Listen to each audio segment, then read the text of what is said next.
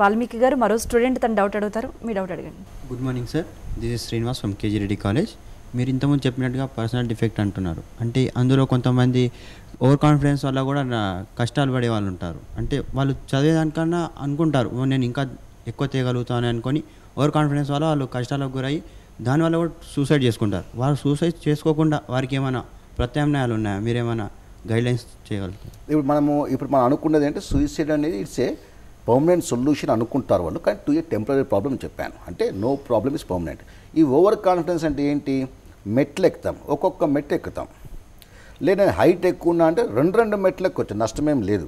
అలా అని చెప్పి 4 మెట్లు ఒక్కసారి ఎక్కుతానంటే that is not convenient, not comfortable. కాబట్టి ఓవర్ కాన్ఫిడెన్స్ అనేది అది వస్తుంది కొన్ని సందర్భాల్లో. వచ్చినప్పుడు మనిషి బ్యాలెన్స్గా ఉండాలి. బ్యాలెన్స్ అనేది కోపం వస్తే అతిగా చూపించడం కాకోకుండా ఏమీ చూపించకుండా ఉండడం కంటే మనం బ్యాలెన్స్ చేస్తూ ప్రతి విషయంలో ఉంటే గిన ఆ బ్యాలెన్సింగ్ నేచర్ వల్ల మనిషికి ఒక you can say harmonious life ఉంటుంది. సో ఈ సూసైడల్ టెండెన్సీ అనేది ఏ కోణంలో కూడా రాకూడదు. అది రావడానికి అవకాశం లేకుండా చూసుకోవాలి. ఎస్పెషల్లీ ఇప్పుడు వస్తున్న యువత, students especially. So that is a very dangerous activity. So physical డిఫార్మిటీని ఓవర్కమ్ చేయొచ్చు మనం. అలాంటిది మరి మెంటల్ ప్రాబ్లమ్స్, ఇవన్నీ కూడా problems are related to mind. So anybody can overcome, that is not a big issue అనమాట. ఓకే, వాల్మీకి గారు గొప్ప గొప్ప విజయాలు సాధించిన వాళ్ళని మనం చాలామందిని చూస్తూ ఉంటాం. మరి వాళ్ళ లైఫ్లో ఎప్పుడు ఏ ప్రాబ్లమ్స్ ఎదుర్కోలేదా? వాళ్ళు అంత స్థానానికి, గొప్ప స్థానానికి ఏ విధంగా చేరుకోగలిగారు? So very good question. మీరు ప్రపంచ చరిత్ర మొత్తం చూడండి. ప్రపంచ చరిత్రలో ఒక విషయం చెప్పచ్చు. ఇది ఇంగ్లీష్ ఎలా వస్తుందంటే the world's most notable winners. అంటే ప్రపంచాన్ని ఎన్నో విధాలుగా శాసించిన గొప్ప విజయం సాధించిన వాళ్ళందరూ కూడా వాళ్ళు గెలిచేక ముందు హార్ట్ బ్రేకింగ్ అబ్స్టకిల్స్, అంటే గుండెని కూడా పిండి చేసేటువంటి సమస్యలను, అటువంటి అబ్స్టకిల్స్లను ఎదుర్కొన్నారు అని చెప్తుంది చరిత్ర. అంటే ఎవరైనా అంత విజయం సాధించారంటే ప్రాబ్లమ్స్ ఫేస్ చేయకుండా సాధించారనేది ఇంపాసిబుల్.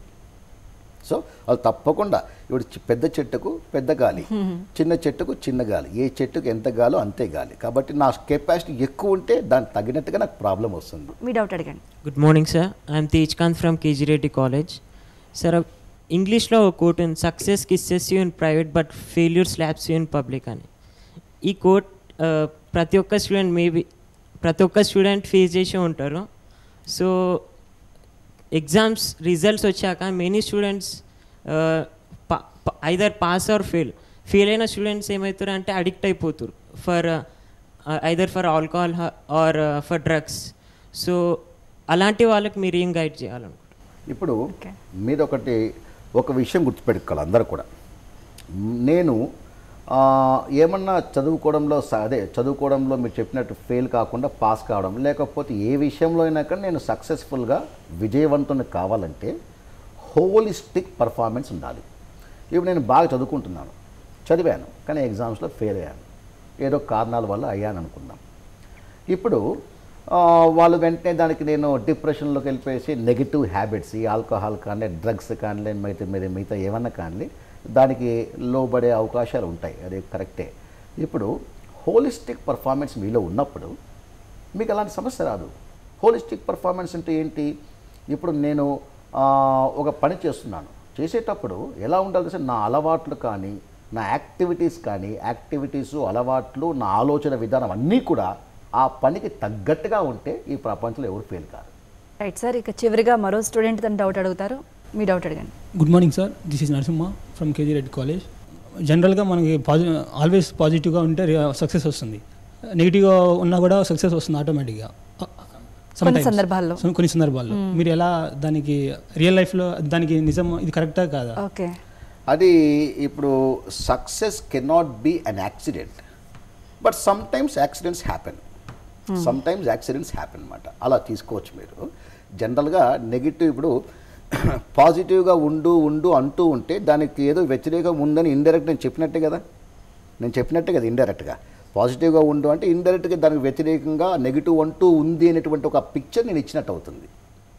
కాబట్టి అలా కాకుండా అదే ఆ విధంగా తీసుకుంటే మీరు చెప్పింది కరెక్ట్ అవుతుంది. సో ఇప్పుడు మీరు accidentally some times it will happen. Negative attitude ఒక్కొక్కసారి కొన్ని ఇష్యూస్లో లైఫ్ లాంగ్ నెగిటివ్ యాటిట్యూడ్ చెప్పడం కాదు.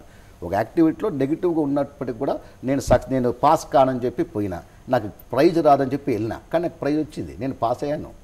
అక్కడ వేరే విధంగా ఉంటుంది, ఆలోచనలన్నీ కూడా పాజిటివ్గా ఉంటాయి, కానీ ఆ స్పాట్లో మాత్రం మీరు నెగిటివ్గా ఉండొచ్చు. సో అంతేగాని హోలిస్టిక్ నెగిటివ్ యాటిట్యూడ్ అనేది it is not advisable. Okay, అది విషయం. ఓకే, వాల్మీకి గారికి చివరిగా ప్రాబ్లమ్స్లో ఉన్నటువంటి ఎవరికైనా సరే ఆ ప్రాబ్లమ్ ఏ విధంగా ఎదుర్కోవాలి అనే దానికి మన వ్యూవర్స్కి ఏం చెప్తారు మీరు?